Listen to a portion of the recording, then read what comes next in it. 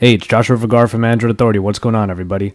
And today we're comparing two phones that, for the most part, are exactly the same. This is the Sony Xperia Z versus the Sony Xperia ZL. Obviously, we're going to start with the look and feel. The Xperia Z brought a design we don't see too often these days, a very blocky, rectangular design with rigid corners. This rather unique look has brought the Z quite a bit of design praise, and for good reason. It really is a quite sleek glass-encased phone. Glass on both sides makes the Z very fingerprint prone, however, and the button layout is on the right side with the large and hard-to-miss silver power button above the volume rockers. All ports are then covered by pieces of plastic to help one of the Z's main draws, its water and dust resistance. The Xperia ZL, on the other hand, isn't all glass, but the front is reminiscent of that rectangular design.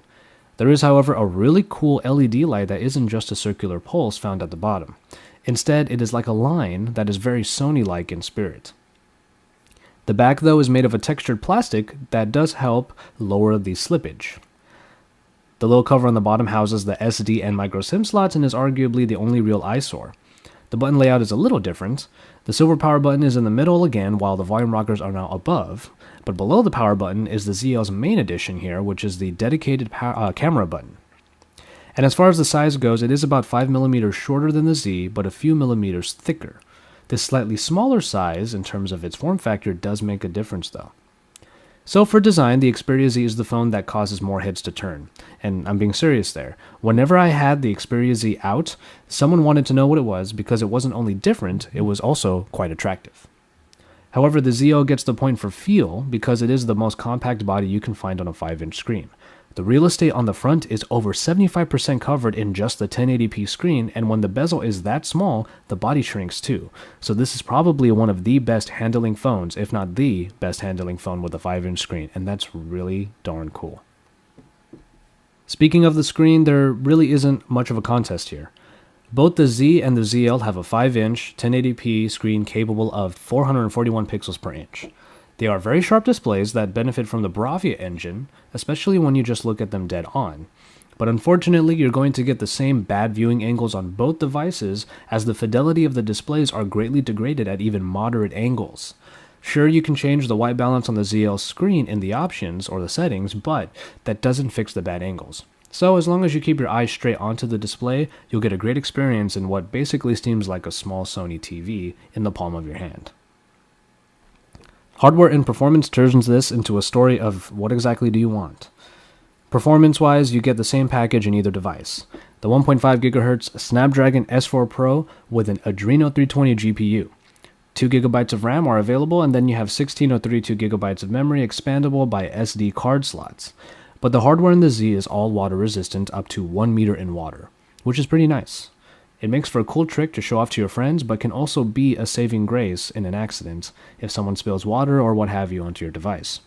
Meanwhile, the not waterproof or water resistant Xperia ZL has an IR blaster that allows it to communicate with various devices like TVs or Blu-ray players, which effectively make it replace your remotes. Unfortunately, both have their advantages in these cases and thus fulfill particularly different needs. Water resistance is cool, but so is natively being able to turn on pretty much any TV you might have. We got another tie here. Battery life doesn't change this result at all either. Even though the Xperia ZL has 40 more milliamps in its battery than the one found in the Z, which is at 2330, you still get the same decent battery life either way. As far as software goes, you do get the same Jelly Bean 4.1.2 operating system covered in Xperia flavors in either phone. They're nice, putting together Jelly Bean features with ice cream sandwich looks and Xperia additions like small apps for multitasking. The only real advantage here is found in the Xperia ZL because of its IR blaster. You get the remote control application, which allows you to take control of pretty much any device that you might have for media, like TVs, set-top boxes for cable, or Blu-ray players. It may not work right away, but there is a manual setup mode so that you can make it work when you need to. With a little bit of effort, it does provide for extra functionality in the Xperia ZL, and that's why it gets the slight edge in this one. And finally, we have the cameras. The rear cameras on both devices are 13 megapixel shooters powered by Exmor RS sensors. Both are more than decent in quality, and Superior Auto works quite well. The Xperia ZL has a rather unique relic in its toolbox though, that dedicated camera button. It works really nicely and kind of reminds you of days that were long gone when most phones came with a dedicated camera button. But the real story here is in the front cameras. The Z has a 2.2 megapixel shooter while the ZL only has 2 megapixels. However, it's the placement of the Xperia ZL's front-facing camera in the lower right corner that is quite deliberate. Apparently, Sony found that users look lower into the screen than top-located cameras can really capture, so lowering its position makes things look much more natural during a video call. While it might be a nice gimmick, I personally don't know anyone that truly cares if their callers are looking right into their eyes. So ultimately, it comes down to whether or not you really want that dedicated camera button at the sacrifice of water resistance. The performance when it comes down to it is the same on both, so you can take your pick between these two.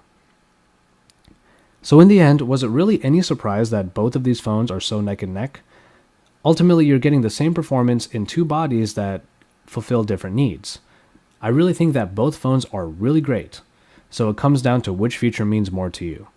Water resistance is really good, but I personally love the smaller form factor of the Xperia ZL. Those few millimeters do make a difference, and thus I prefer to have the most compact 5-inch phone available right now.